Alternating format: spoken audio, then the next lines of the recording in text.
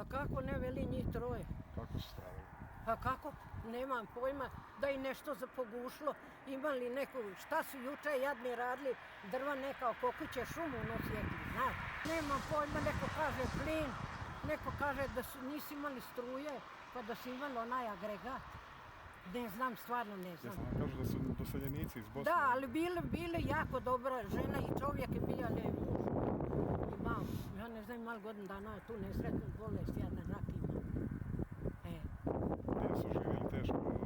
A u Benkovcu su neđe živjeli, u koga ja stvarno mi ne znam. A ovdje su nedavno kupili kuću ili su... A kupili su tu, valjda neko kaže da su kupili tu sestra njena, da ona ima sestru u Njemačkoj koja nema djecu kao sama, pa da je pomogla, da je kupila kao da se malo smjeste, da su živjeli. Nisu živjeli tu, nego su u Benkovcu oni živjeli. Onda mi nekada došli pa čistili ono okolo kuće. A znači oni su ovdje danas prespavali samo? Tu su, da.